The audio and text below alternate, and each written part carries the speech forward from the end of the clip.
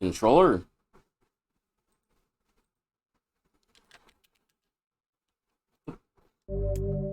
Oh, so I don't have any other saves. I can move save slot. My bad. Everything's fine. Also, I'm back.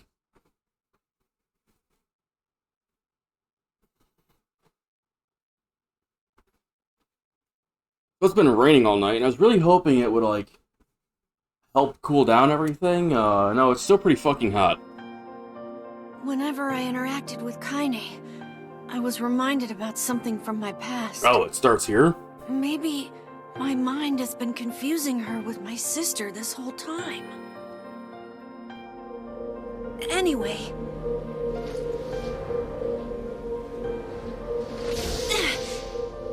I was expecting it to start from, when I first met Kaine and not releasing her. Skip the intro bit? That's pretty nice.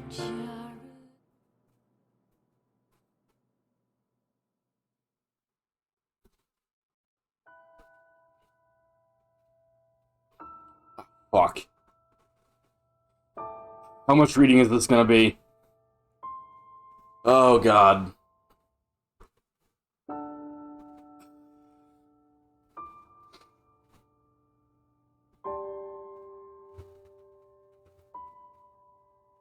Just gotta prep myself for a moment. I'm gonna get some hydration going.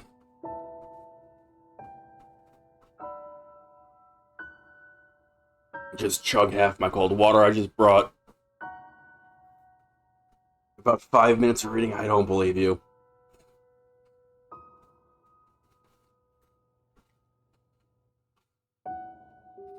Last one of these was like hours.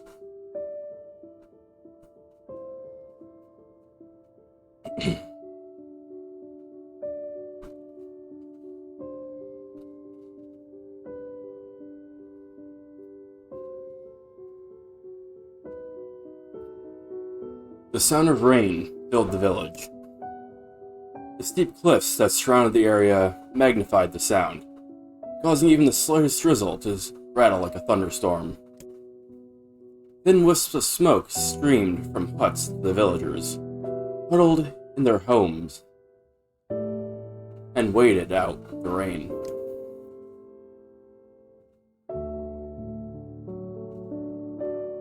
A single child, however, had braved the downpour, was now wandering slowly towards the wooden, hawk-shaped weather vane at the center of town.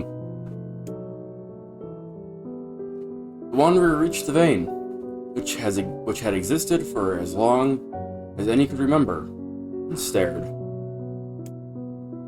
The child's face was simultaneously delicate and fierce, like a teacup that had survived a shipwreck. Those traits combined with pale, white skin to give the face an almost sexless quality. If the beat turns east, I go home. If it stays west, then I... The child blinked. Rain slowly dripped down on the young one's short hair and began its long descent to the ground. Come on. Come on. The child felt a slight breeze and watched as the vein slowly creaked to life, spinning this way and that for a moment. It finally settled, with the beat pointing firmly toward the east. East? Really?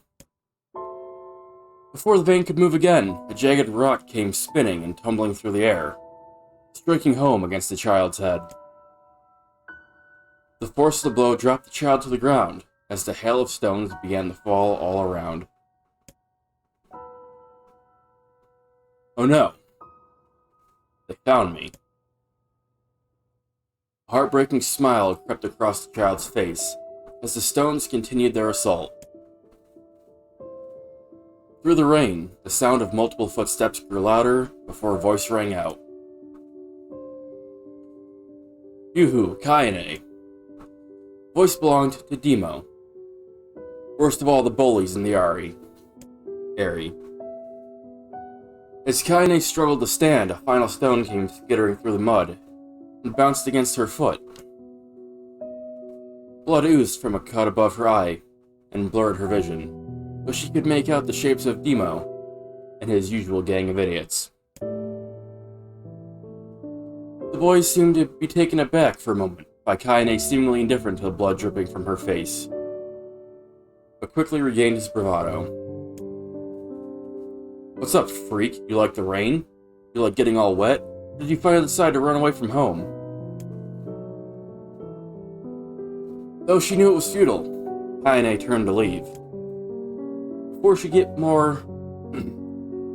get more than a few steps, other children scrambled to surround her, cruelty burning in their eyes. Kaine knew these were not the only eyes on her. The tormentor's parents watched from the safety of their homes. She was attuned to this sensation. It was one she had experienced many times before. While some villagers simply turned a blind eye to the actions of their children, many encouraged it openly.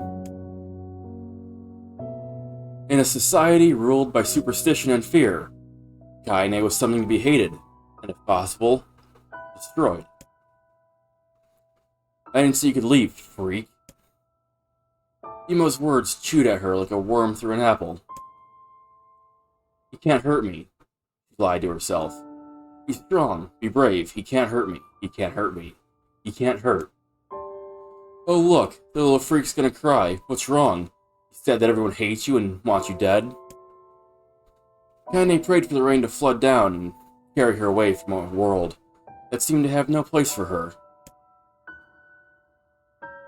But there were gods. They chose to ignore her.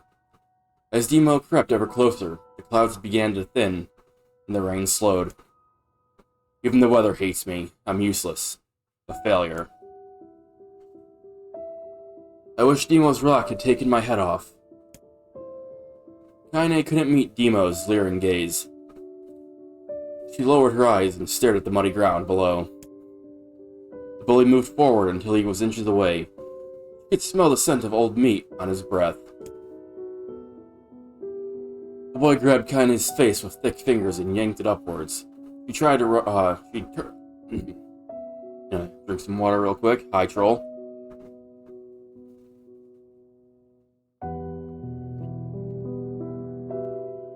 I see you came just in time for the reading.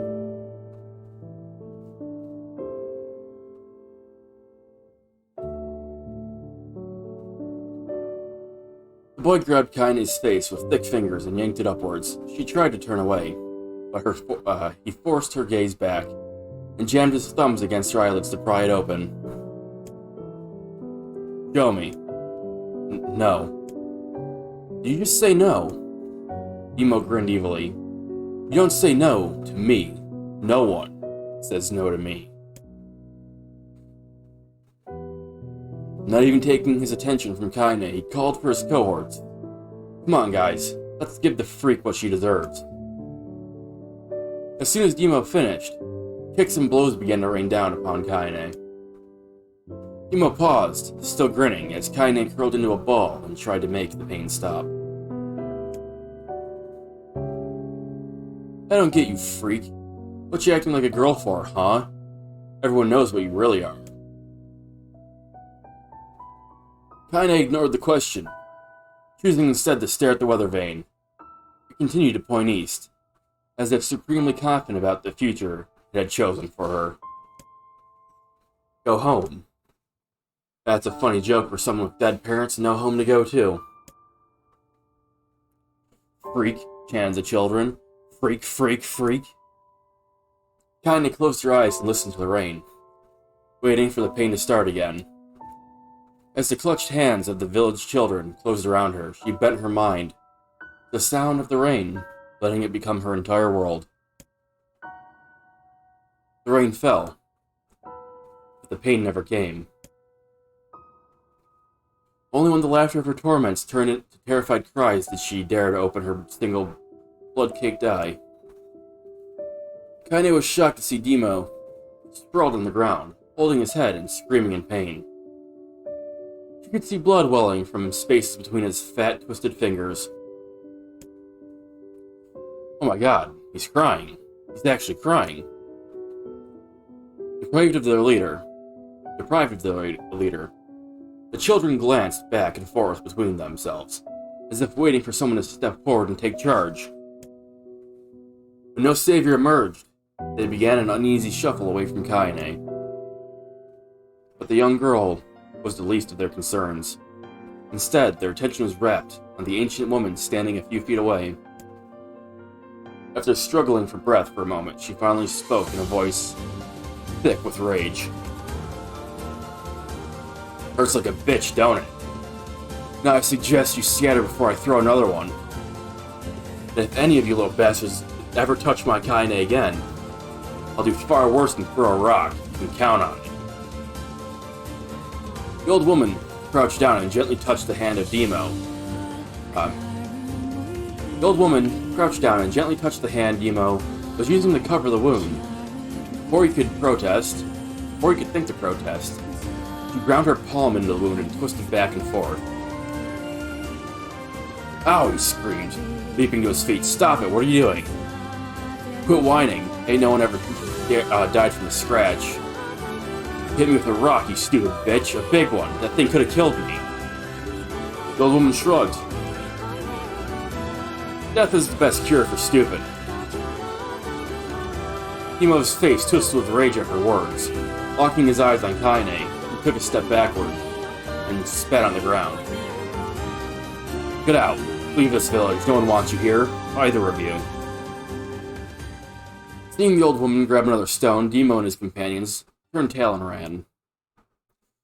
As they fled, the old woman grabbed her side and barked out a single laugh. Ha! Look at the fat boy go. Guess he's healthy enough to run from a fight. The woman's smile faded as she turned her attention to Kaine.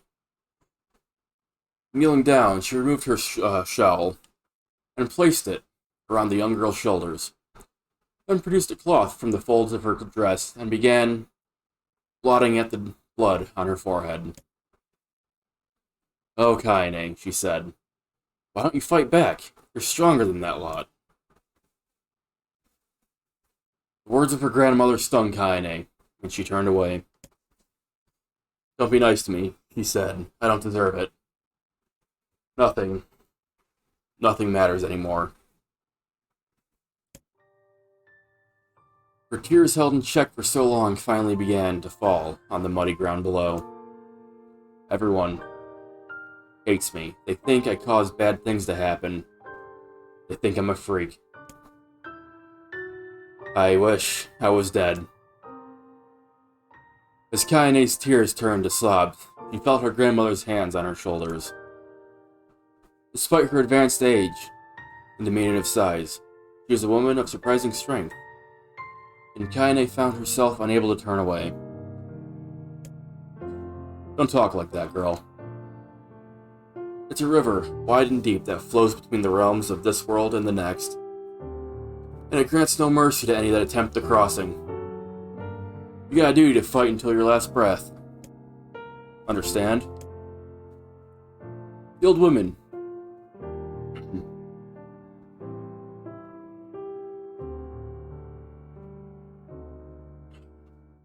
The old woman tightened her grip and tried to still the tremor in her voice.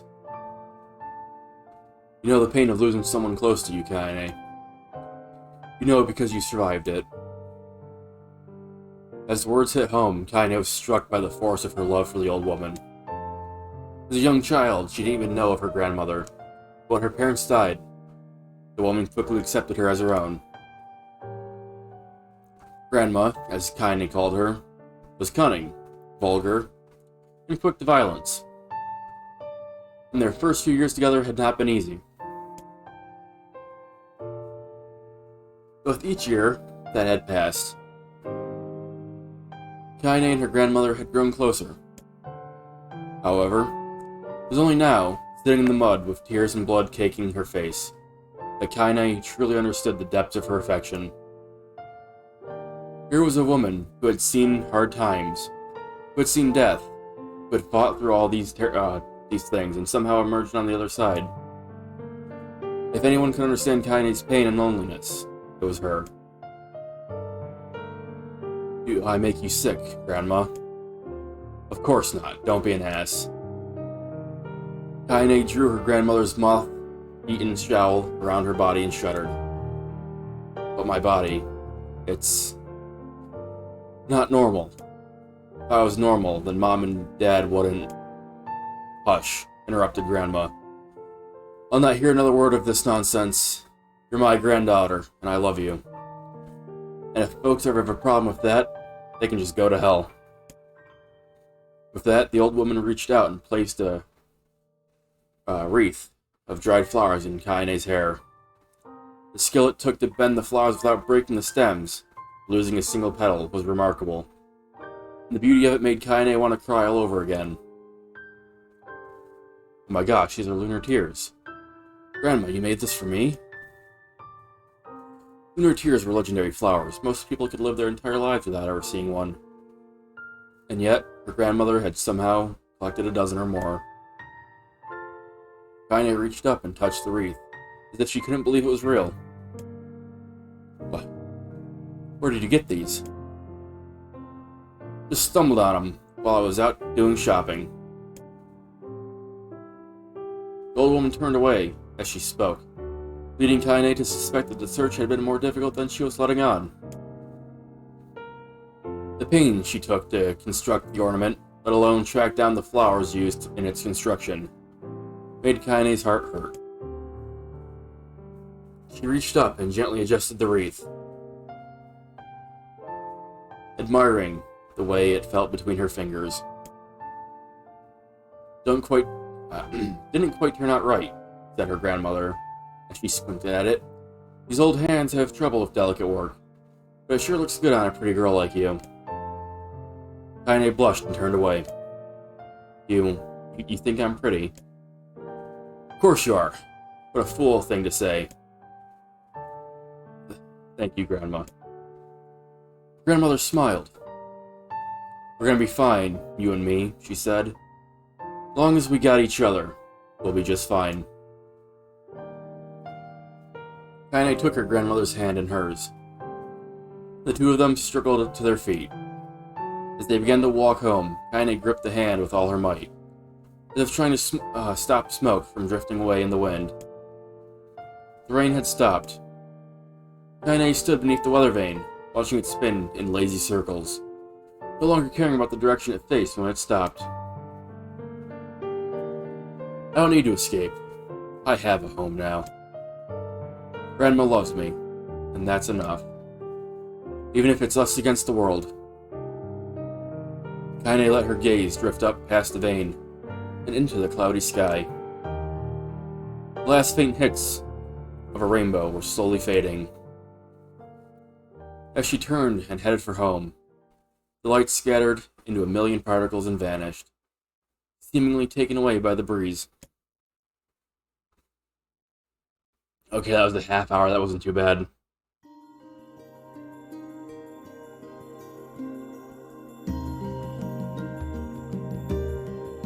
Oh, fuck, it's still going.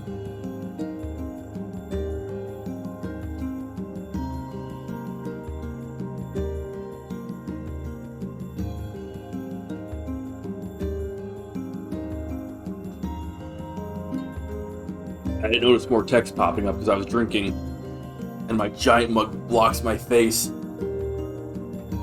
Thought it was over. Ha, yeah, I did.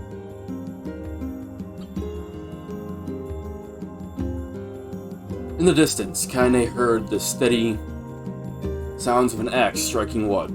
The noise had a purposeful quality to it, as if she was hearing a master woodsman go about his work.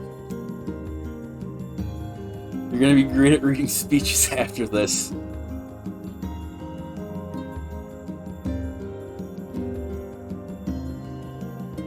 In the distance, Kaine heard this the firewood being produced, however, was far from the work of an art. The firewood being produced, however, was far from a work of art, as could be pieces of every shape and size being flung about barren yard with wild abandon. Anyone trying to stack such wood, would probably die of frustration before the job was through. Stupid piece of shit axe. Kaine's grandmother flailed away with the axe, filling the air with both splinters of wood and words that would make the most hardened sailor blush. "Grandma," called Kaine. "That you, Kaine?" yelled the old woman, taking her eyes off the wood for a moment. "Don't get too close or I might take your goddamn foot off by mistake." She brought the axe down on a piece of wood, sending chips flying in every direction. One spun past Kaine close enough for her to hear the whistle. At which point she decided to step back. Once she sculled to a safe distance, she cupped her hands around her mouth and shouted, "Grandma, you need help. I can get you water for lunch, or a new axe or something."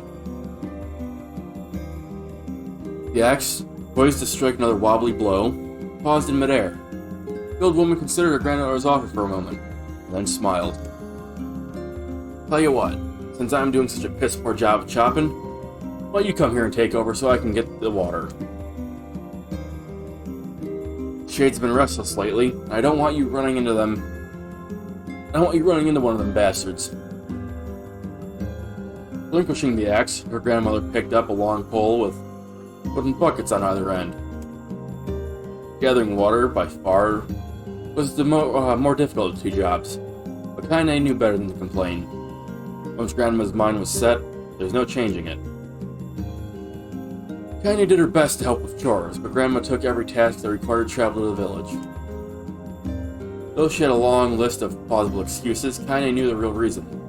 She didn't want her granddaughter to be taunted and harassed by the villagers. Once Kaine moved in, Grandma decided to take up residence a good distance from the area. Out of sight, out of mind seemed to be the best policy when it came to the villagers and her granddaughter, and rare were the days where any but the two of them could be found on the rocky acre of land they called home. Kaine enjoyed the solitude, but harbored a secret resentment that her grandmother was forced to spend her golden years in such a place. After watching her grandmother leave, Kaine turned her attention to the task at hand. She'd never chopped wood before in her life, and soon discovered why the old woman hated the chore. Swing after swing, the axe produced only a tiny crack in the wood, but when she finally managed to connect with the solid stroke, the tool embedded itself in the log and refused to budge. Frustrated, Kaine swung the axe around her head and threw it, log and all, across the yard. Damn it, crap. She suddenly understood the joy of her grandmother. She finally understood the joy her grandmother felt in a good curse. Happier now, she picked up the axe, forced it from the wood, and resumed chopping. She had a natural skill with the blade. The task was challenging, and blisters soon began to form on her small pink hands. "This is tough. And my logs are all weird sizes." Spinning on her palms and ignoring the pain, Kaine redoubled her efforts. Just as she was developing a rhythm, Grandma returned from the village.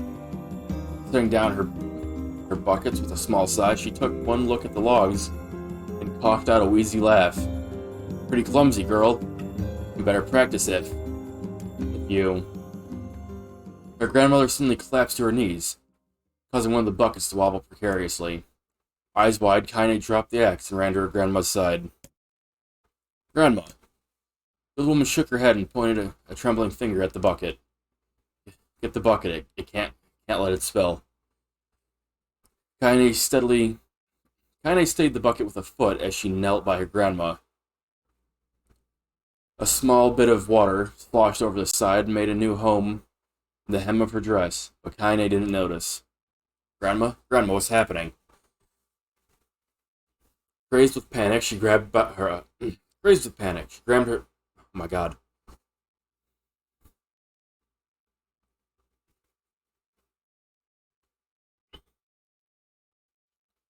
Crazed with panic, she grabbed her grandmother by the shoulders and shook.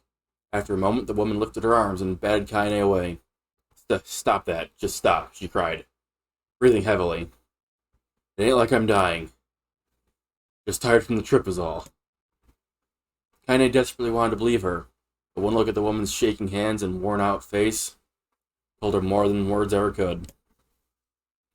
Her grandmother had lived a long and hard life, and it seemed the bill was finally coming due. The time when her grandmother watched over Kaine was ending, sooner than either one of them had feared. The positions would be reversed. The next morning, Kaine came to the side of her grandmother's bed and took her wrinkled hand. Grandma, you're sick. You need medicine. Going to the village. The woman shook her head and tried to raise. But Kaine gently pushed her down. It's all right, he said. I'll be fine. Her grandmother fixed her with a gaze that could melt steel. After what seemed like an eternity, she finally lowered her eyes and sighed. Well, I don't like it, goddammit. But I guess I should quit being so stubborn and let you grow up. The old woman watched as Kaine strapped on her boots and made her way down the road to the village. Hours later, as an unseen sun made its way across a dark and rainy sky, she was still watching. Kaine moved at a brisk pace, checking her pockets every few minutes to make sure the money her grandmother gave her was still there. Every noise caused her to spin on her heels, making sure she wasn't being stalked by a shade, or worse, Demo and his gang. But she encountered neither tormentors nor shades, and Kaine finally found herself at the entrance to the village. The few adults she could see glanced sideways at her, then muttered to each other behind, raised hands before slinking away into the shadows. Her heart racing, Kaine took a series of rapid, shallow breaths and tried to calm herself. I have to prove myself. I have to help Grandma. I have to be strong.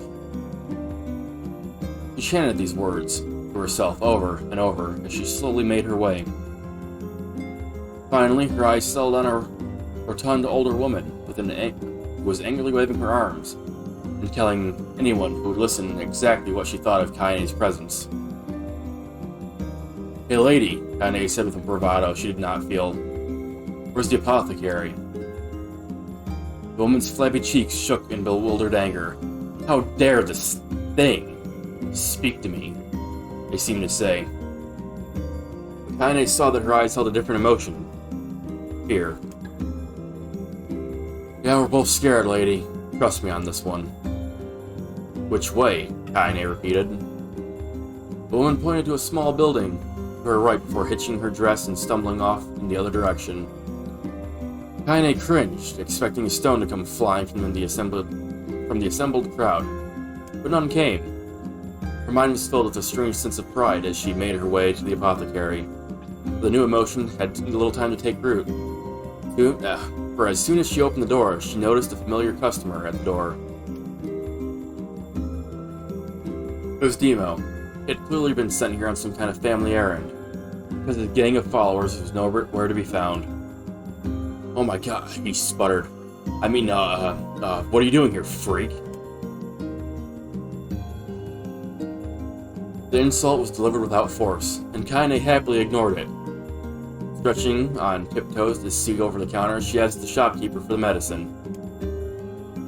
Ha, barked Demo. The little bitch finally killed over? What the hell, Demo? The boy's eyes grew so wide they seemed ready to fall out of his head. Before they could let fly a comeback, or worse, a punch, the apothecary told them to knock it off before he kicked them out of the store. Demo slunk out of the shop, cursing Kaine under his breath. Once he was gone, she allowed herself to breathe once more, taking a brief tour of the shop while the owner prepared her medication. Countless tiny bottles filled the cramped store, each with a label written in some indecipherable language. An ocean of aromas assaulted her nose, creating a scent that was exotic, but not altogether unpleasant. Seeing such a variety of supplies gave Kaine a sense of peace. Surely, in a world so vast, there'd be a place where she could call home. far wall, behind the counter, stood a portrait of a stunning young girl. The picture had once contained bright, vibrant colors, but time had worked its cruel magic, and they were beginning to fade. The beauty of the work, however, remained undiminished. You like that picture? Kaine turned to find the apothecary with a small vial of medicine in his hand. His eyes were gentle but sad, and they seemed to stare through her and into nothing as he spoke. That's my daughter. I sketched it when she was just a little girl. She's been dead for a long time now. Kaine didn't know how to respond. He just stared at the portrait and tried to come up with the right words. Pictures are wonderful things, continued the shopkeeper. They let the ones closest to you live on forever. She shook her head slightly, then looked down at Kaine and smiled, handing her the medicine. He reached into a sizable green apron and produced a handful of old wax crayons. You should have these. There's no one left that I wish to draw.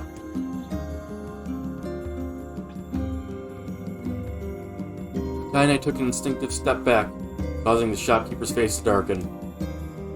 Yes, I've heard the rumors about you, he said. Small village, and word travels quickly. Between you and me, I'm not sure which of them to believe, but I also don't think they matter much. I know your grandmother, Haley, and I think the way she was driven out of this town is just deplorable. Grandma's name is Kaylee, thought Kaine suddenly. She was still mulling this new fact over in her mind as she reached out and gently took the crayons from the apothecary's hands. Your grandmother's an old friend of mine, he said as Kaine scooted away again. And I owe her that much. I wager she would like it if you drew a picture of her. Yes, I think she would like that very much. Kaine murmured a quiet agreement, but inside her heart was bursting. Never before had a villager treated her with anything but contempt. It was a tiny, almost imperceptible step, but it was a step nonetheless. And it was enough tiny steps, and with enough tiny steps, she might one day discover the rest of the world. When Kaine returned home, she found her grandmother asleep in her bed. Her feet were blackened and raw, even bleeding in places, leading Kaine to think she'd been pacing around the room until exhaustion finally came over her. She placed the medicine by Grandma's pillow and turned to leave. She found the old woman's hands clasped around her arm. Back already, are you? Asked Grandma with a yawn. Come here, let me have a look at you. Grandma sat up and examined Kaine's face. And examined Kaine from head to toe, finally satisfied with nothing terrible.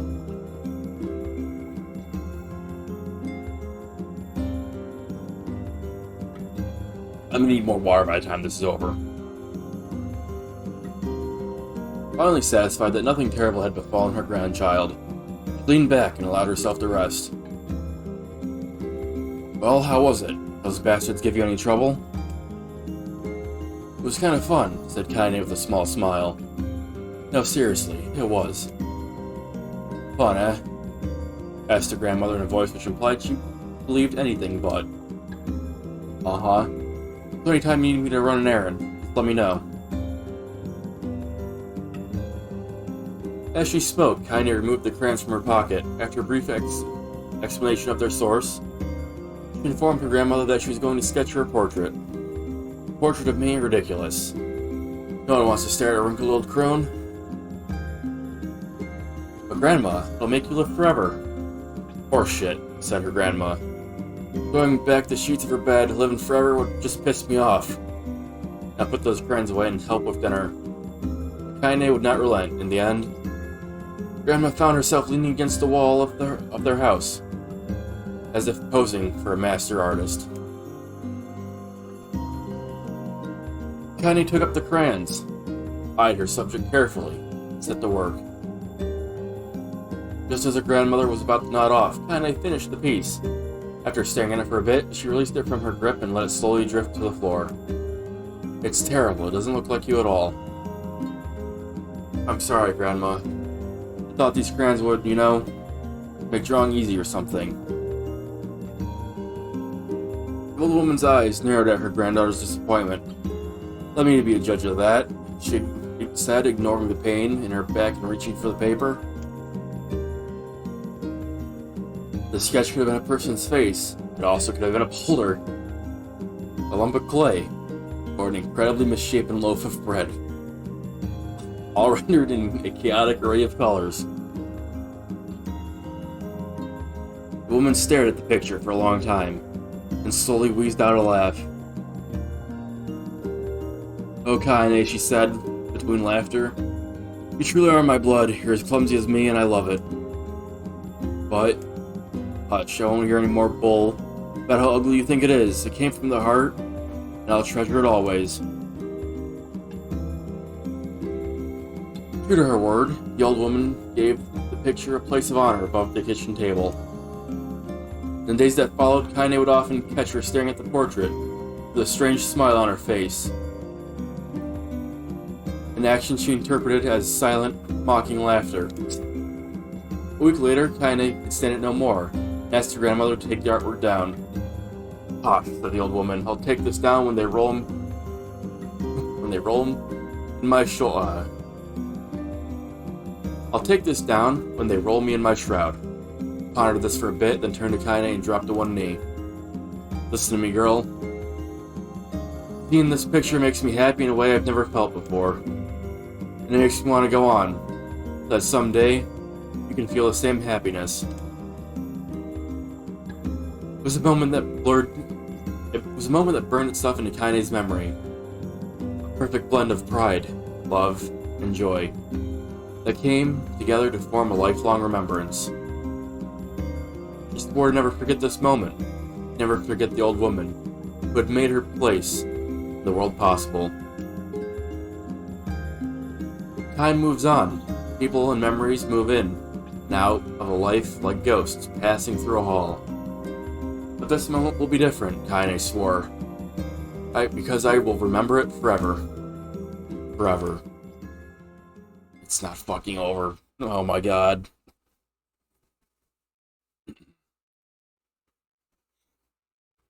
I need a moment.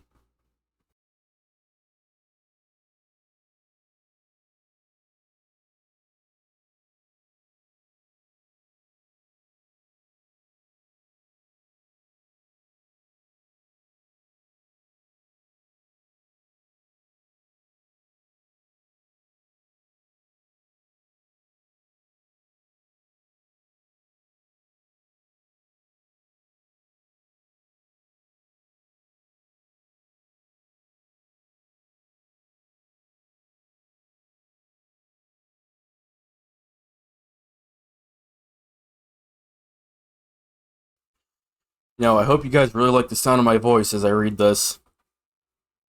I'm sure it's like the greatest narration you've ever heard.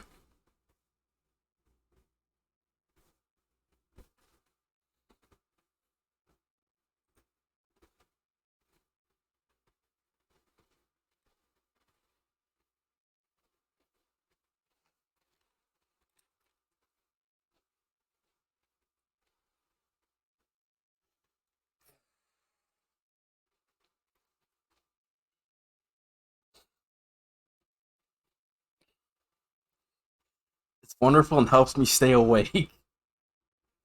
I'm not sure if that's a good or bad thing. Because it could, just be so awful that, you can't sleep with my voice in your ear.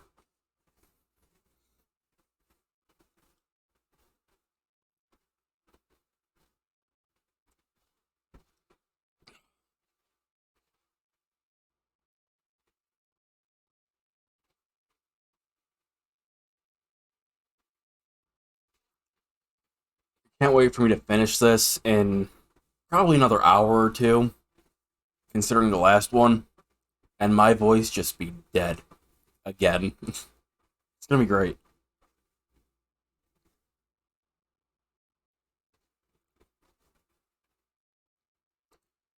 Kaine listened to the sound of Kaine listened to the sound of crackling firewood, and stared at the black object on her plate. She had been pushing it around the wooden disc for a good 10 minutes, ignoring the ignoring the bemused stare of her grandmother. Finally, she summoned her courage and gave the object a brief sniff. A sharp, bitter scent flew up her nostrils. It made its home there, causing her face to twist with disgust.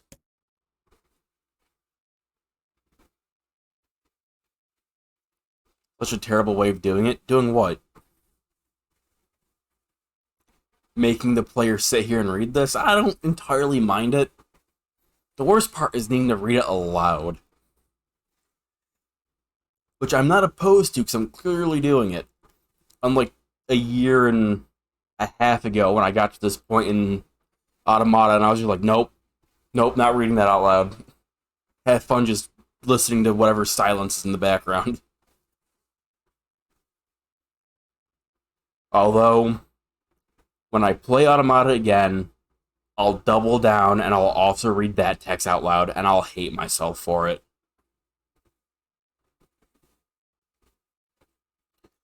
I like it, but I would also have a hard time reading it out loud. Yes. I'm sure most people would, because most people are not used to reading out loud for hours at a time.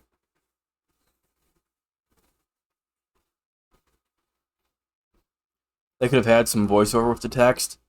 They could have. But they chose not to because fuck you. And fuck me, apparently. Maybe the voice actors were like, no. No, I'm not doing that.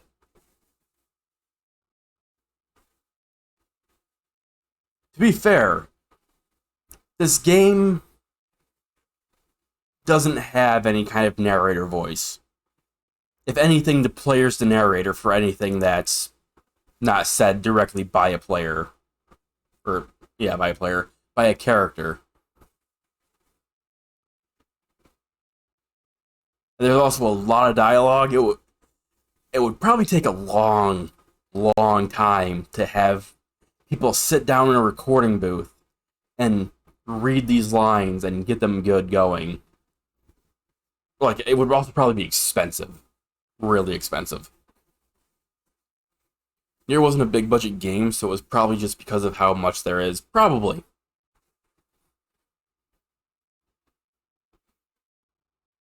I mean, NieR's a big thing now because everybody loved Automata, but before that, NieR was relatively niche and, like, unknown, wasn't it? Like, NieR and Drakengard. Or Gestalt and Drakengard, mostly. And whatever it was called in Japan.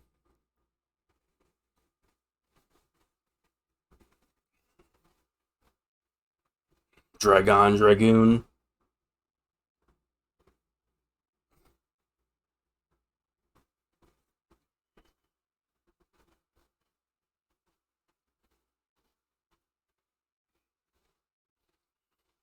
Very niche, yeah.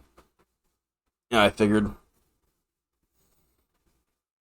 Because until Automata, I had only heard of one person ever mentioning this series. Ever.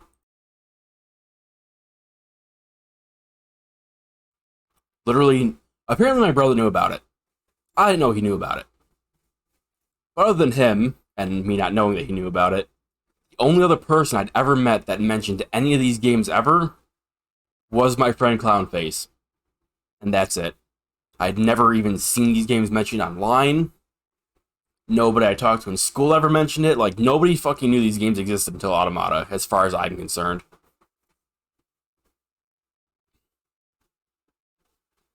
Gestalt was like 200k sales lifetime. Oh my god, that's bad. That's really bad.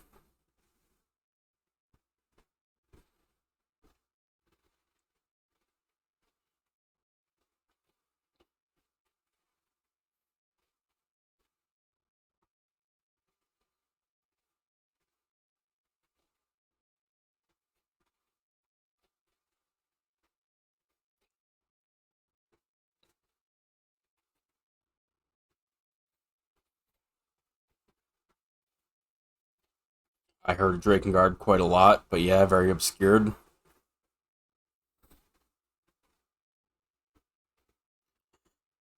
Yeah, like I can definitely see why they were obscure. Especially after playing Drakengard 1. Drakengard 1 was not the best. It wasn't terrible. It wasn't, like, insufferable. Other than the music, if you're not playing it and you can't drown it out, yeah. Yeah, like, if you're just, like, listening to somebody play Drakengard 1, you got that music in the background, you're gonna go insane.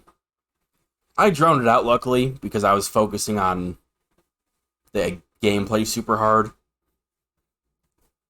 But the music in Drakengard 1 is super, super ear grating.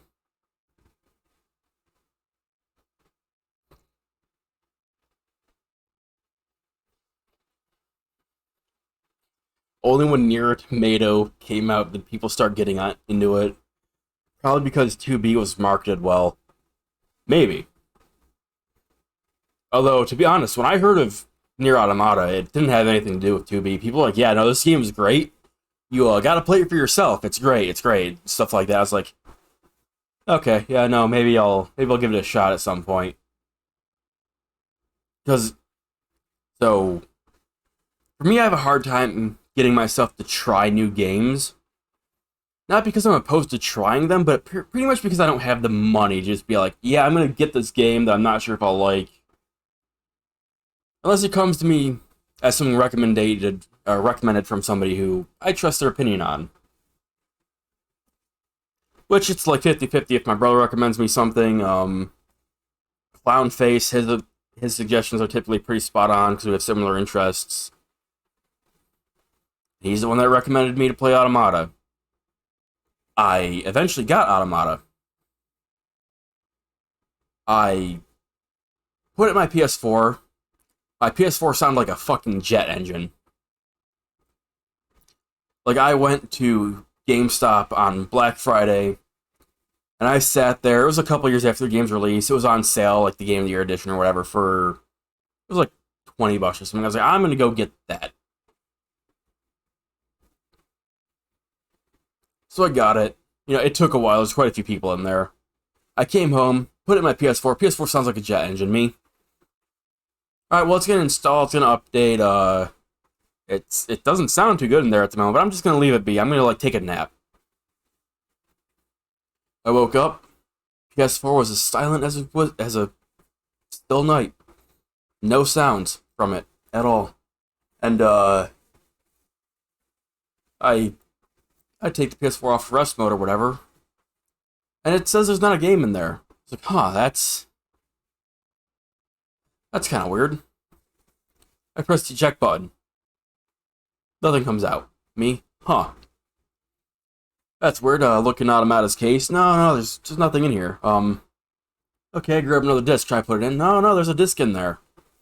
Press eject a few times. Nothing's coming out. Me. Oh.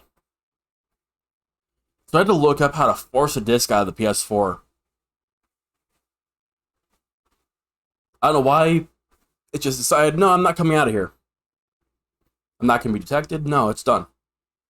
And for like 2 years, I was afraid of putting it back in my PS4 because I didn't want that to happen again.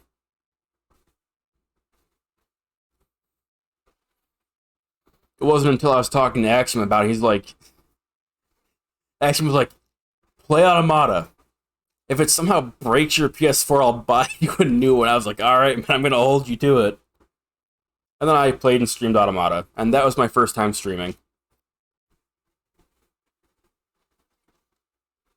Lo and behold, the disc didn't get stuck again. I know what changed. PS4 was just in a different mood that day. Never had that problem again either.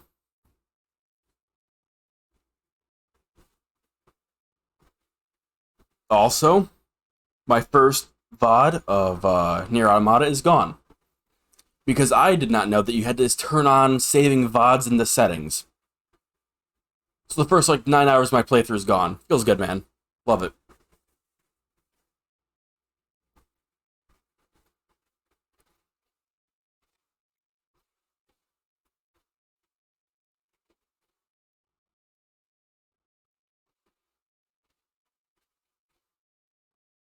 And yes, I'm procrastinating about reading more of this.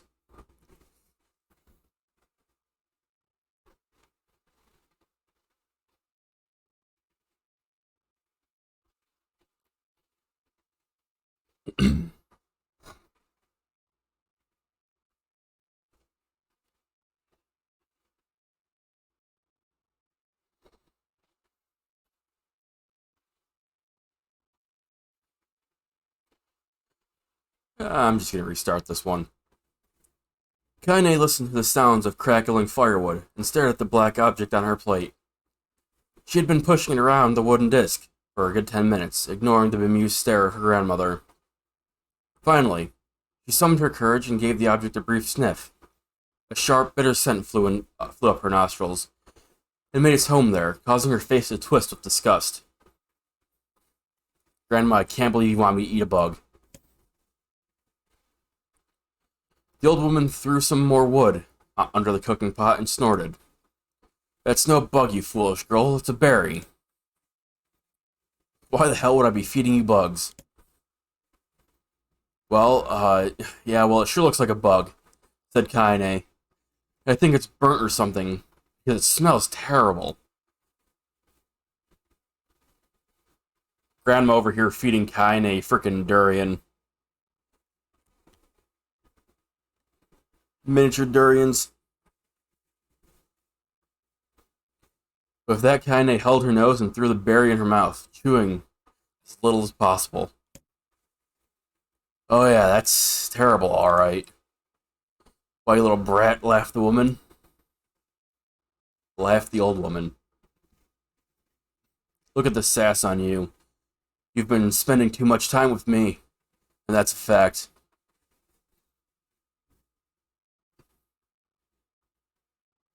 5 years had passed since the moment Kaine's grandmother saved her from the bullies. As is often the way with two stubborn people, their relationship had grown in fits and stares. Fits and starts. That's an odd way to put that. But moved forward all the same. Meals that used to be somber affairs were now filled with laughter and hurled abuse in equal measures. Kaine stared. Kaine could not remember a time when she had been happier. As the years went by, Kaine started to shoulder more and more of the daily responsibilities. Her grandmother's legs grew weaker by the day, and she could no longer do many of the chores she used to take for granted. And so, this morning found Kaine lacing her work boots with a breakfast of burned berries rolling through her belly. Where are you going today? Asked Grandma suddenly. Kaine looked up surprised. The old woman rarely asked for specifics anymore. Well, I was going to check the kelma trees and see if they were ripe. I thought we could make some jam or something. Oh, and I should get, Oh, I'm going to pick some flagstones. So I need to take the wheelbarrow. Borrow, whatever. Flagstones? What in the hell for? Kaine stared at her grandmother, and held out an arm and swept it around their home. Constructed mostly of cloth, rope, and rubble. The old place sagged like a boxer in the final round. Grandma, a dying cat could chew through this house. I'm gonna build a stone wall so we have some protection. The woman laughed, exposing her toothless grin to the world. Goddamn it, girl, if a bunch of thieves want to ransack this old place, let them come. We got nothing worth stealing anyway. I'm not worried about thieves, I'm worried about the shades. People saw one west of the village yesterday. The old woman tilted her head and stared at her granddaughter. Well, shoot. I don't know why you have to do it today. We can worry about some other. Grandma, no. If I don't go to the calm trees, we won't eat tonight. You know that.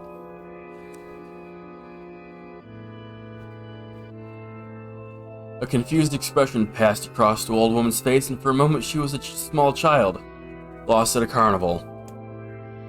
Yes, she said after a bit. Yes, of course. You're right. I'm sorry, Kaine. Lately it seems my mind is...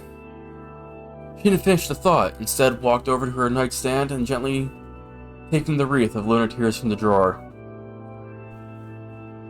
The flower's petals had aged to a brilliant whiteness, and Kaine thought it was more beautiful now than the day she first received it.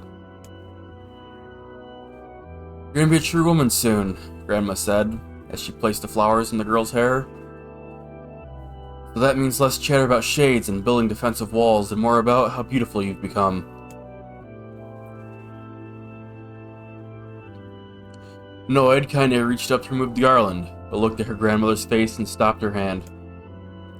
You're a beautiful thing, said the old woman, and there ain't another like you in all the world. I'm very proud of you. Death flags. So many death flags, and I don't like it. Okay, Grandma. That's enough goddamn compliments for one day. Such a mouth on you. Where'd that come from? Gee, I wonder. I'll teach you to sass me, girl, yelled Grandma. Suddenly she lurched forward and grabbed Kaine by the ears, pulling her around the room with a crazed grin on her face. Grandma, yelled Kaine in a quaking voice. Grandma, stop it. What the hell?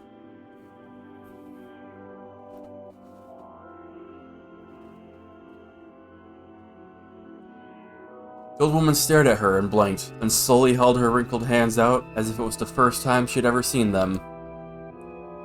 I don't know what happened there. I'm sorry, girl. Sometimes my mind just... Kaine thought the look on her grandma's face was the most heartbreaking thing she'd ever seen. Listen, she began to say.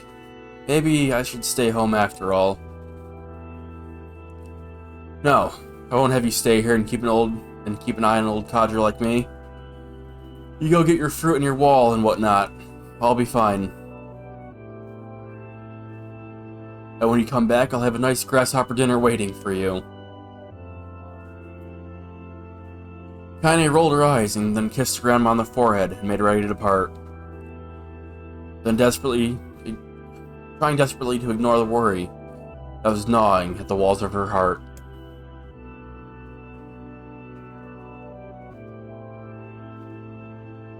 Kaine could feel the old woman's eyes watching her as she moved down the path. Don't turn around. Don't turn around, she told herself. But in the end, the temptation was too great. On her heel for one final look and saw a small, bent woman standing in front of a ramshackled hut with a sad expression on her face. God, she looks old now. It's like the wind could reach down and just carry her away. Kaine worried about her grandmother all day, causing her work to suffer. What little fruit she could collect was tossed carelessly into the wheelbarrow, and she only found a couple of stones before losing interest in the project. Finally, as dusk approached, she decided to call it a day. Cursing herself for her lack of focus, Kaine pushed the nearly empty wheelbarrow back down the path. As she crested the final hill, she suddenly froze in place. The wheelbarrow fell from her fingers and collapsed on its side, sending a few pieces of wrinkled brown fruits rolling down the hill. Her gaze transfixed on a thick, black cloud that hovered just ahead. Tracing its path with a finger, Kaine suddenly felt her stomach knot in on itself. No. Oh gods, no. Her grandmother's house was ablaze. The flames licked up as if trying to touch the sky itself. Grandma? Grandma! Kaine ran faster. Kaine ran then, faster than she had ever moved in her life. Once she tripped on a stone and went sprawling into the rocky ground, but she leapt to her feet and continued running, unmindful of the blood that spilled from her wounded hands and knees. As she got closer and closer, Kaine's mind began to race, in time with her footsteps. It's too dark, it's too dark. Not just fire. It can't be fire. Too much smoke. Gotta save her, gotta save her. She burst into the front yard and came to a sudden halt. worst suspicion was confirmed. The smoke from the fire was mingled with the thick, inky blackness of an enormous shade.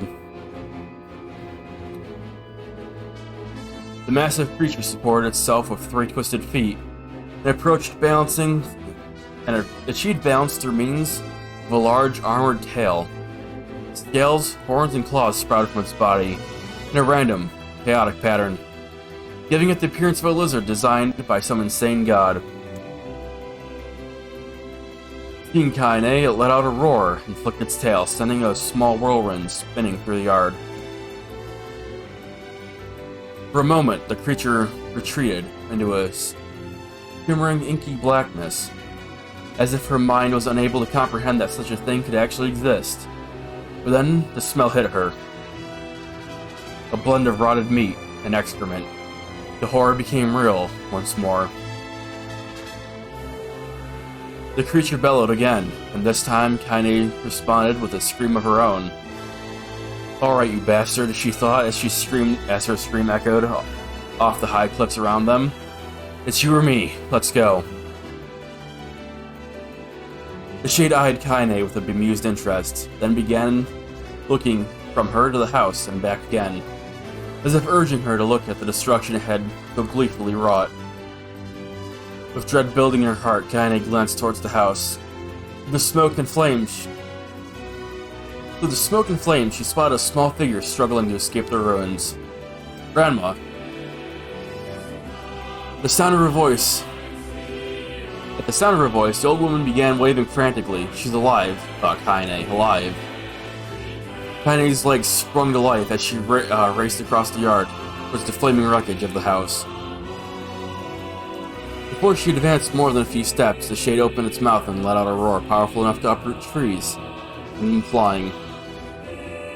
The blast sent Kaine tumbling through the air before smashing her against the rocky earth. Stars danced in front of her eyes as she tried to remember how her legs worked. Get up. Get up. Get up. Get up. Get up. Get up now. As Kaine struggled to her feet, the shade stomped towards the house and pinned her grandmother to the ground with the tip of a claw. The woman struggled to move the claw from her stomach, but she might as well have been pushing a mountain. She coughed briefly, sending a small spray of blood in the air, then collapsed to the ground, her energy spent. Kaine lurched to her feet, only to fall back to the earth with a gasp. Her ankles were on fire. One or both of them were surely broken. Ignoring the pain that screamed through her body, she began dragging herself across the ground, leaving a drunken trail of dust and blood in her wake. Grandma, hold on. Just a little longer. Her grandma's face was turning blue, her eyes rolled back until the whites were exposed. Kaine pulled herself across the ground with maddening slowness. With maddening slowness. The distance seemed to increase with every second that passed. The shade glanced between the two women and flicked out its tongue. The giant mouth turned up at the corners. Short, panting breaths belched from somewhere deep within its core. Bastard, laughing at us. She had no idea such a mindless creature could express emotion, but there could be no doubt the shade was taking joy in their suffering. Yeah, I see your plan.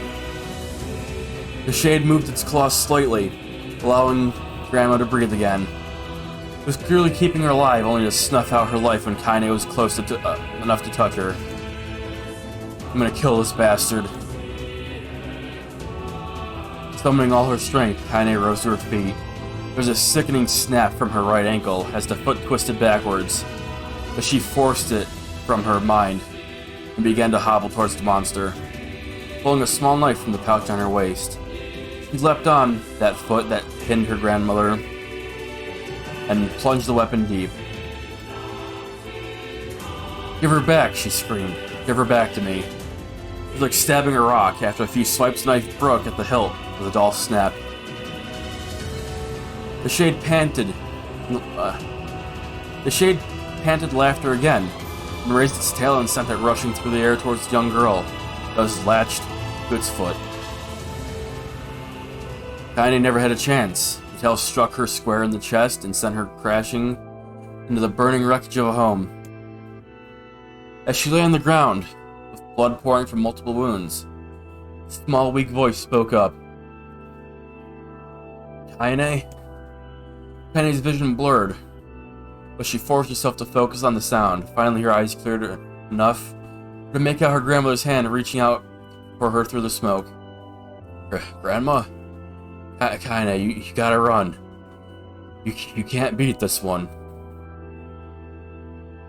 Kaine grabbed the hands and held on with all her strength. Grandma, come on, we have to go.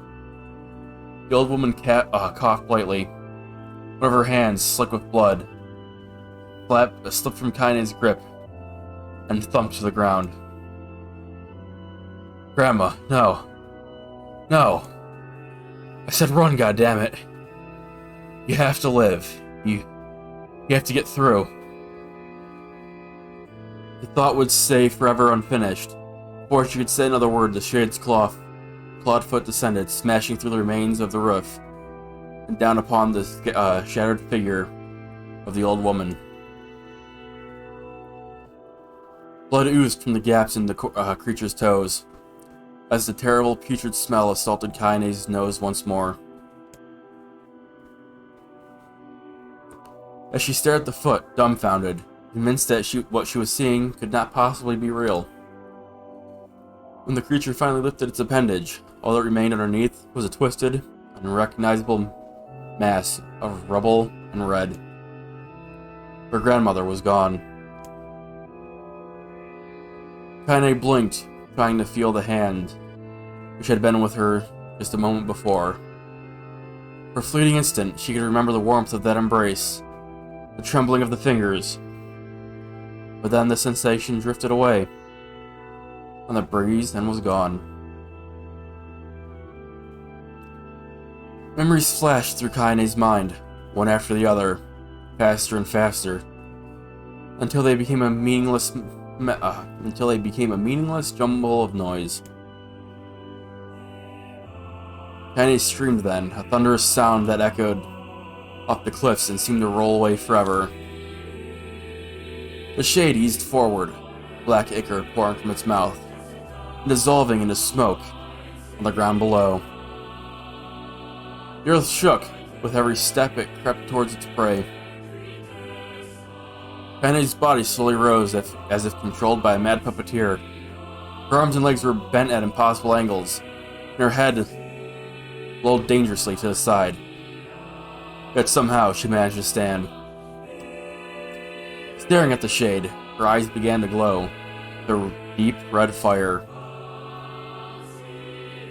The creature, so confident just moments before, took a slow, hesitant step backwards, trying to discern if this broken human could possibly pose a threat. Kaine seized the moment, laughing like a madwoman. She leapt into the air and plunged the shattered hilt of her knife deep into the leg of the shade. The shade shook Kaine's...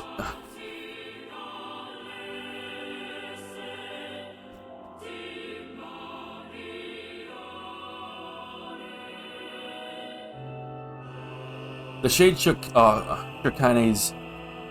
God damn it. Brain's fried after reading for so long.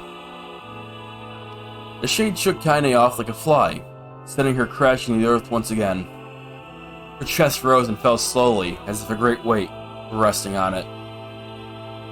Moist sounds of pain echoed through her mind.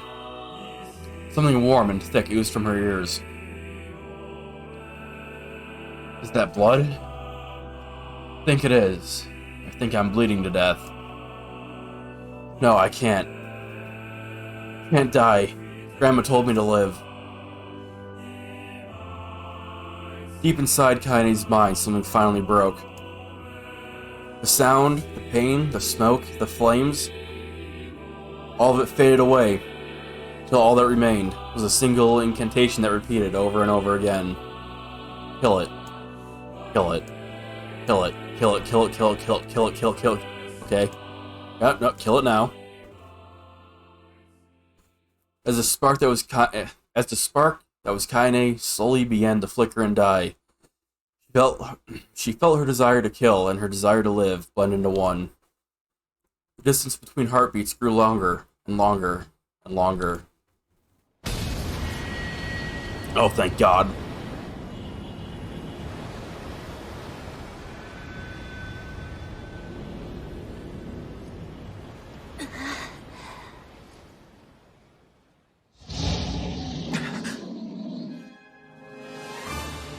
The beast approaches. Oh, I know. Yay, only 1.5 hours of reading. Yeah! My voice is killing me.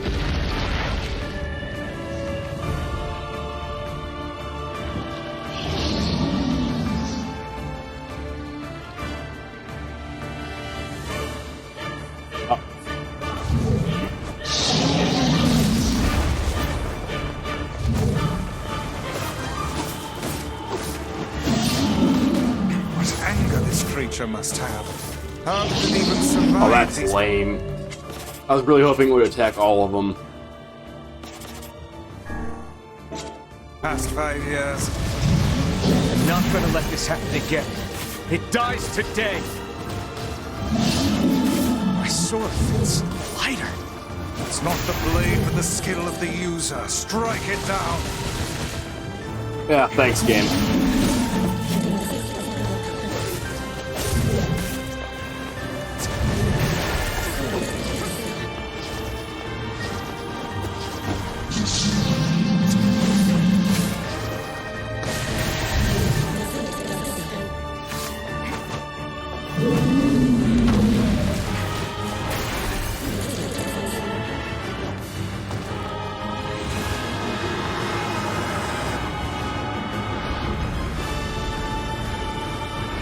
You know, I thought I was going to be playing as Kaine when I got into this.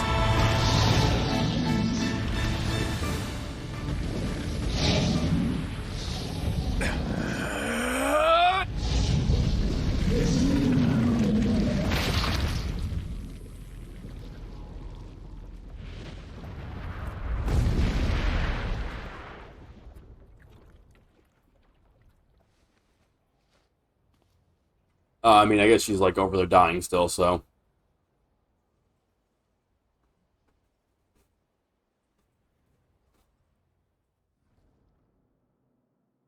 I swear to God, oh my God. Oh my God.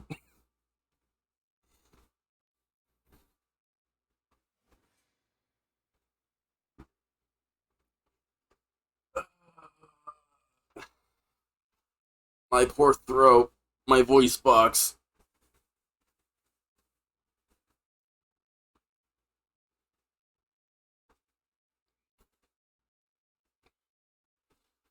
This is why I was wondering why you're doing all endings. Listen, Zodex.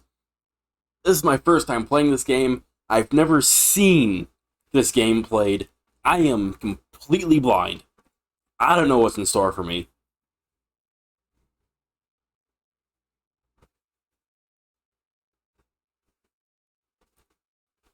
All I know is I have to get the real ending. That's probably at the very end of all the stories. I don't know how many stories there are.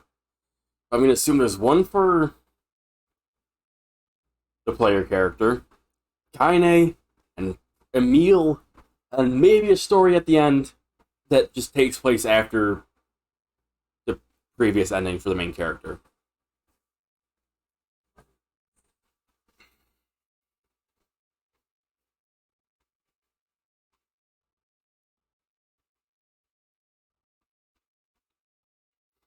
I got out of reading mode because I thought I was done. Gotta get ending B at the very least. I don't... Listen, for all I know, ending B is the last one. As long as there's nothing like the end of Drakengard 3 or 1, it's fine. As long as I'm not going to physically hurt myself trying to do the final ending again, it's fine. Just a bit of reading, and I'm technically physically hurting myself right now with my voice box, but that's fine. It just makes my voice box stronger or something. That's how that works.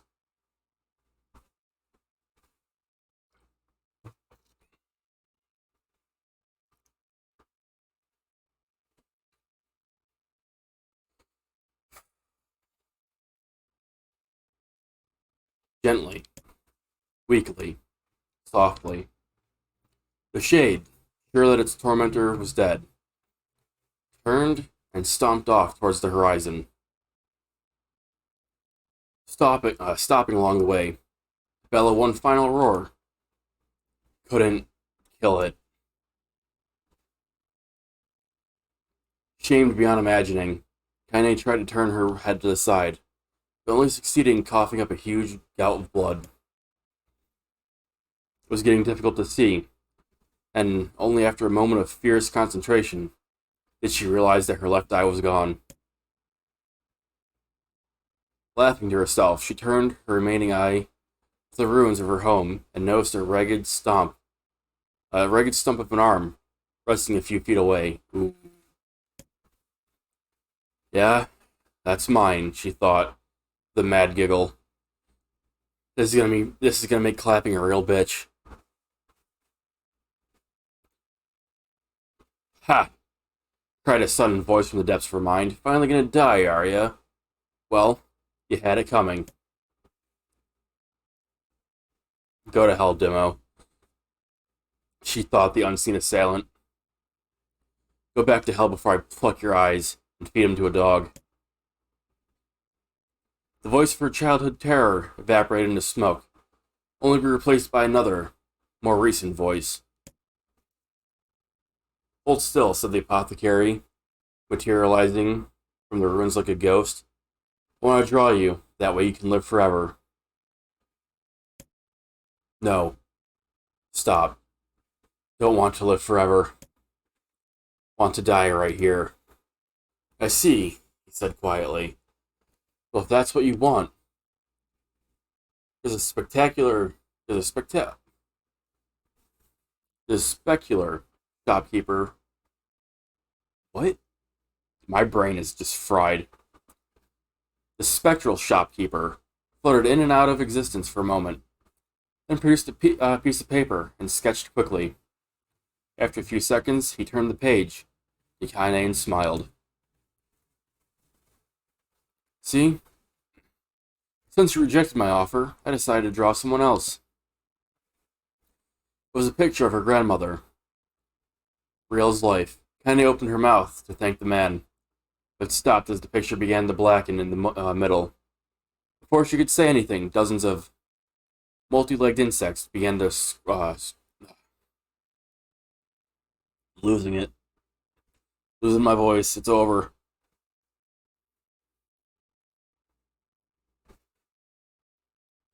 Before she could say anything, dozens of multi-legged insects began to swarm across the image, tearing at it with sharpened pincers.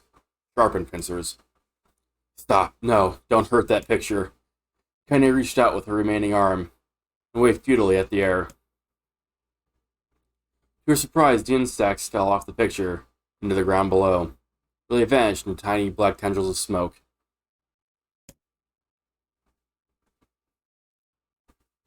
Relieved, Kaine turned her good eye back to the picture, only to open her mouth in a silent scream. The sketch now showed her grandmother as she truly was, a smashed, unrecognizable lump of nothing. The apothecary smiled and broke into a jolly dance.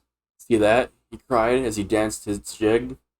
It's perfect now. He looks just like you. Cha-cha-cha. I look like that? Oh god, I'm gonna die. I'm gonna die. Drowning in despair, Kaine laid her head back in the mud, and smoke of her ruined. Oh, okay. Brain. My comprehension is just dropping the more I read in a row. It's been too much. Drowning in despair, Kaine laid her head back in the mud, and smoke of her ruined house, and waited for the end to come. Just before she let everything go, an unfamiliar voice began to whisper in her ear. Ain't you got a wish, sunshine? The voice was vulgar and fierce at the same time, as if insanity had somehow found a way to take form. Kaine wanted to scream as the voice crawled under her skin. but her lungs refused to work. You know, a wish. Like a prayer or something. Why don't you get on your knees and start praying to heaven? Please, invisible man in the sky, save me, save me. Kaine finally resorted to shouting at the voice in her head. I don't make wishes. They don't come true for me. I'm a curse, a freak. I should be left to die. The other voice boomed in her ears. Oh god, you are the best. Kaine glanced down and saw a black, shiny substance oozing from her legs. She tried to brush it away, but her remaining arm would no longer respond. The substance slowly crept around her feet, then began to move upwards, and slowly began to move up towards the rest of her body. Is this death? Is this what it's like? Or is my mind just losing itself? You could feel the slime oozing upwards, feel the hot searing pain left in its wake. Whatever else might be happening, she was still alive, and this was real. Come on, said the voice. Let it go. Kaine tried to ignore the voice and concentrate on the pain, but the newcomer would have none of it. Don't ignore me, sunshine. You're ready to give up, ready to die. So why not let me have it? Have what? Your body, come on. Give it to me. Give it to me. I want to stand on the ground. Feel the rain, taste the wind. The voice paused as if licking its lips. When it resumed, it was filled with a mad, unabated joy. I want to take your hands and use them to choke the goddamn life out of people. I want to tear out their throats and bathe in the blood. Just like before. In response, Kaine shifted her head and vomited. The warmth of it crept down her front and mingled with the pain of the encroaching black ooze. Are you a shade? Yeah, maybe. What of it? Slime reached her face and crept up past her nose, and slowly oozed into the socket of her missing eye. The moment it touched her brain, Kaine was struck with the most painful sensation she had ever felt in her life. It was ecstasy. She wanted to scream with delight, but all she could manage was a small, whispered moan. Feels good, don't it? Asked the voice with a chuckle. Yeah, what can I say? I know how to please the ladies. Now give me the body. Come on, give me the body. I'll give you more of this feeling. It's a fair trade. A black lump began to protrude from Kaine's side. As she watched, it grew larger and thicker, gradually taking the form of her missing arm. I can see better, she thought. My eye must be growing back too. The slime reached up to envelop the rest of her face, but she managed to brush it away. Stop, she whispered, marveling at how she had regained her voice. Stop.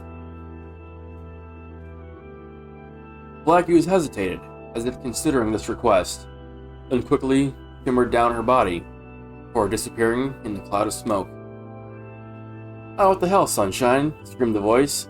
Good deal. Thought you wanted to die.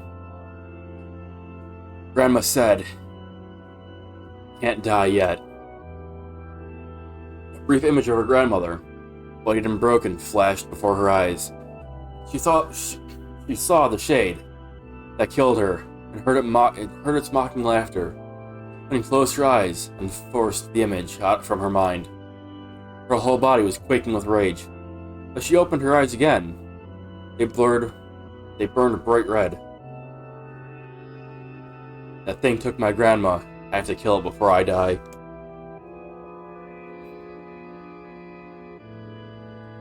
Kaine glanced down and saw a mysterious pattern.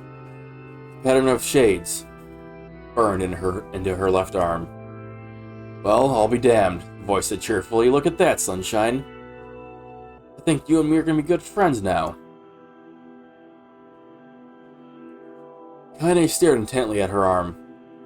The more emotional she felt, the more the letter.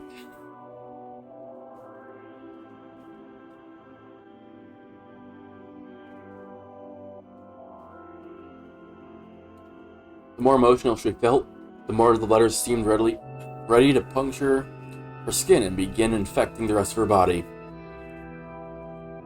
The arm clearly had a will of its own now. Stop, gotta stop. Holding her left arm in her right, Kaine took a deep breath and tried to calm herself. Come on, don't fight it, pleaded the voice. Hate's my favorite dish, and I'm hungry. Let it go, feel the anger, burn with the fire of revenge. Thirst for blood, then go out there. And, shut up. Shut up and get the hell out of my body. Your body? Oh, that's rich, sunshine. Real rich. Look. Why don't you just up and die, so I can have this body all to myself? What do you say? I bet those body viewers at the area would love to see you dead. Kaine grabbed a nearby shard of glass and tried to saw off the shade-infected portion of her side. Before she could, her darkened left arm grabbed her right wrist, crushing it. Kaine screamed and dropped the shard as the sound of bone crunching on bone filled the air. Ah, stupid idiot girl, you're possessed now, sunshine. There ain't no going back. The voice laughed again, a loud, long wail that seemed to go on without end. Possessed? Whispered Kaine. Yeah, possessed. You and me? We got what you might call a timeshare agreement, or arrangement. Remember how folks used to think you were a freak? Well, wait till they get a load of you now. Kaine looked up, tears in her eyes. The sky seemed smaller somehow. Darker. Is this because of that shade? Is this how they see the world? So, listen, heard the voice. I know this whole possession thing seems a bit sudden, but it ain't all bad. There's plenty in it for you, too. I'm a very powerful creature, sunshine, and now that power belongs to you. You got enemies? People you want to kill? I can make it happen. That little fat kid who kept picking on you, that big old shade that squashed your granny, we'll wrap them up in their own assholes. No more abuse for you, sunshine. No more pain. Wait, Kaine said. You're a shade. Why would you help me kill another shade? What? You think I'm some kind of racist? Some kind of killing snob? I don't give a goddamn who you murder, honey pants. I just want to drink from the well. Kaine considered this as she struggled to her feet, the power of the shade coursing through her. The smoke from her house was drifting away with the wind, and she enjoyed the way the cool evening breeze felt on her new left arm. After a pause, the voice spoke up again. So, how about it? You and me. We can have some good times together. Look, I'll even take care of the bloody parts you don't want. The bloody part you don't want. Yeah, right. Or what that could be.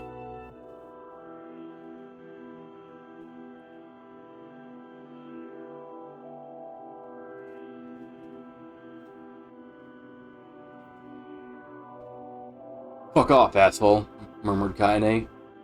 I'll handle the killing. Screamed the voice. Look at you go, oh sunshine. We're gonna have so much fun. So listen. My name's Iron. And if you ever need me, I'll just be hanging out in this piece of meat you call a heart. Now get to it. The more you kill, the more your heart turns rotten and sour. And I like rotten and sour. Kaine found herself nodding to the voice. Yeah, he said.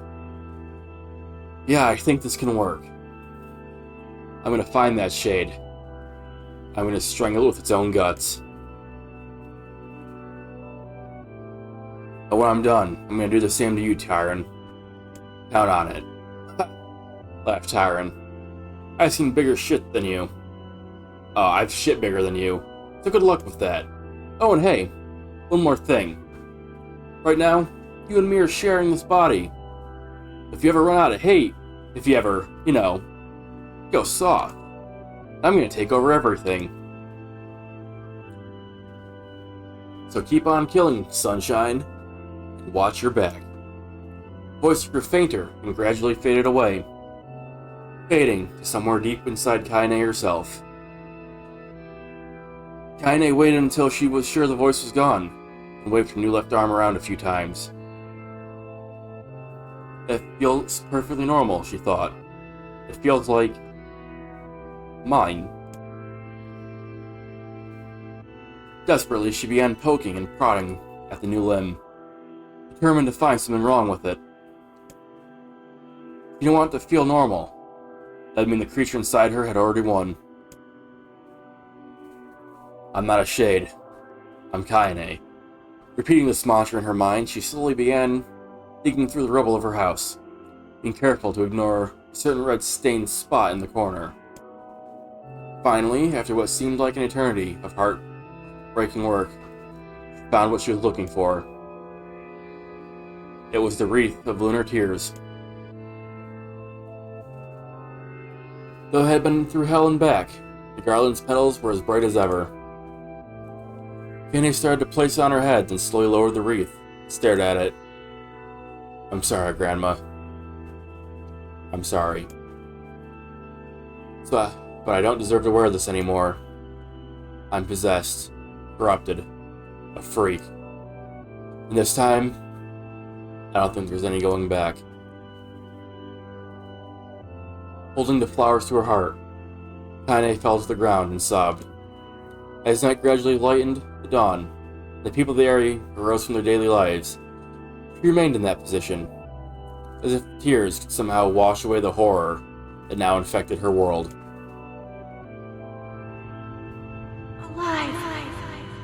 Stay alive! Stay alive! Grandma. Kaine, you gotta live! You gotta come back to us!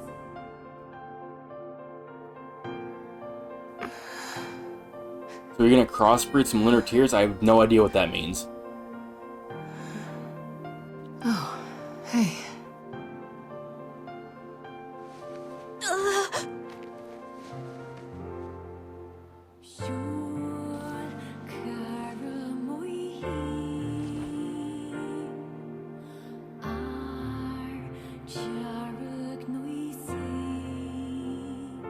Emil, you were the one calling me, weren't you?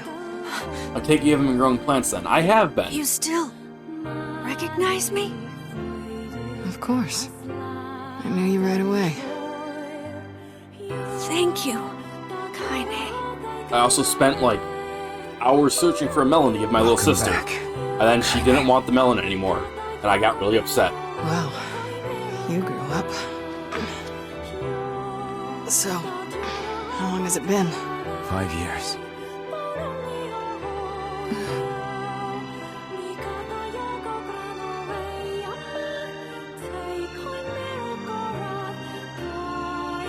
Get this cutscene out of my sight, give me more text. Shit. That's a long time. Any luck with Yona? We are still no closer to finding her. We need a way to locate the Shadow Lord. By the way, this is for you. Is that a lunar tear? It's not as good as your grandmother's, but I tried. No, it's great. Thank you.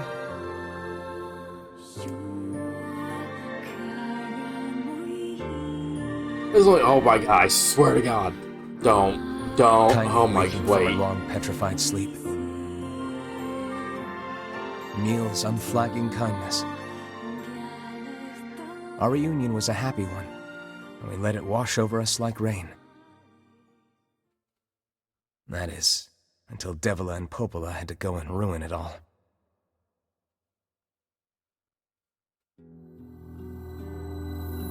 Are you kidding me? You can't be serious! Please, try to understand. People are tired and scared, and... I'm sorry.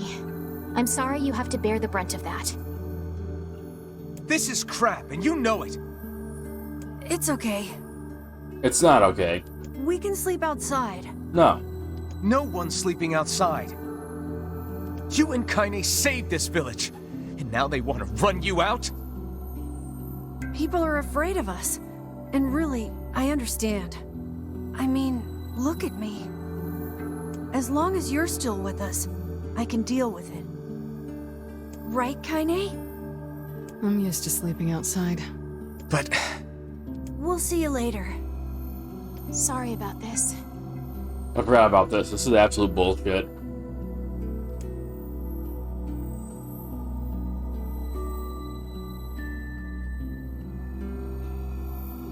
Okay, so I'm not playing as What is the Kaine. matter? Kaine always sleeps outside. I never thought about that until just now. Never even occurred to me. Damn it. We should turn in.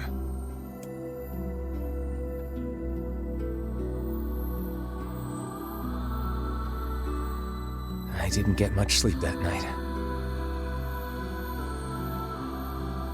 For the first time in my life, I hated Devila. Surprise, surprise, the second For the time. first time in my life, I doubted Popola. But those feelings are pointless in the end. They said and did what they did for the sake of the village. Sure they did. Mm-hmm.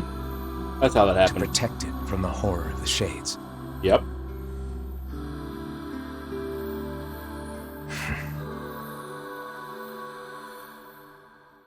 Really, how can I blame Devila and Popola?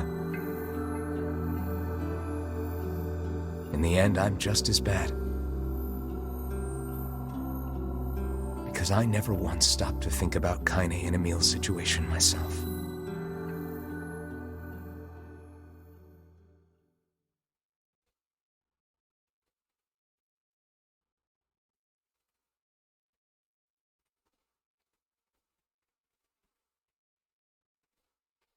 Flowers can be crossbred for new colors. Does that matter at all? Like, does that do anything for me, or is it just like, because you can? I should apologize to Kaine and Emil. But... what good would that even do? I got a fire going, Kaine. Wait, is that... Campfires are weird, aren't they? I feel like I could stare at the flames forever. Well, don't get all googly-eyed and catch your clothes on fire. Obviously.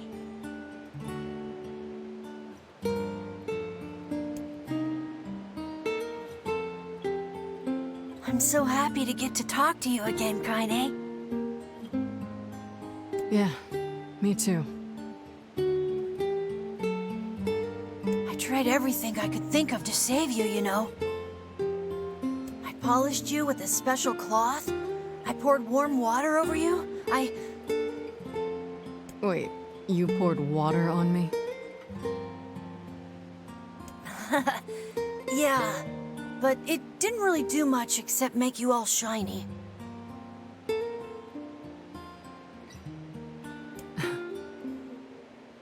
Hey, Emil. Thanks for saving me. One of the crossbred flowers are required for a quest, and they're the best healing items in the game. So that's the pink, how I get the pink lunar tears. Right, I forgot about that. I got that quest soon before finishing the previous story. I guess you noticed how I look different now. I'm sorry, Emil. I'm sorry for all of it. Well, I mean, this new form isn't all bad, you know? At least I can look at you when we talk, right? Hey, so why don't you tell me something about yourself? I'm not very interesting. Sorry. Come on, I just want to know you better. please? Fine. This all happened when I was a kid, before the whole shade possession thing. My body is different. And when the villagers found out about it, they started treating me like a freak. But one person, my grandmother, accepted me just as I was. Oh yes, we just learned about that. No matter how bad things got, she gave me the strength to keep going. She's really special to you, huh? Yeah. Oh, hey! That gives me an idea. Since we cured your petrification, we should start looking for a way to cure your possession in my body. I know we can do it if we all work together. Heck, it'll probably be super easy. Let me guess. More warm water? Oh yeah, totally. Okay, can we just forget I told you about that?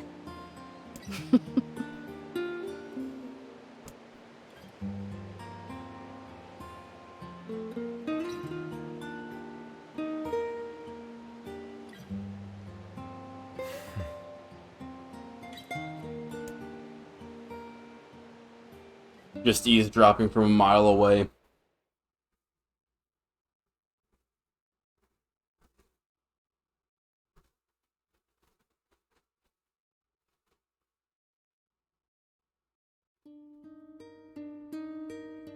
Sleep well? No. Sure. And yet your red eyes tell a different tale. Don't be so hard on yourself, lad. I need to go see Devila and Popola. Very well. 900 gold. Gold moonflower seed. Nice. What might that be? It's Mom's diary. Oh, really? I have not heard you speak much about your mother. She got the Black Scrawl and died when I was little. My apologies for bringing it up. It's all right. I can barely remember her face anymore. This is the only thing I have left of her. Reading it helps remind me of when we were still a family. I see. But the final entries get a little strange. Get tons of sirens going by. Something's on fire.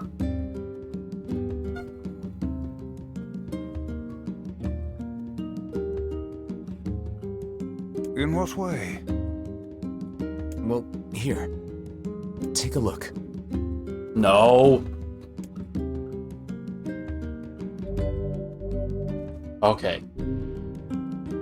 Wait, no. It's gonna make me start reading, isn't it? Say there. Oh, thank God. Can you not hear me? Oh, Why are you standing about like a slack-jawed ninny? Sorry. Felt like I was dreaming or something. Sleeping on one's feet is quite the talent indeed. Come now, there's the door. Right. Let's go.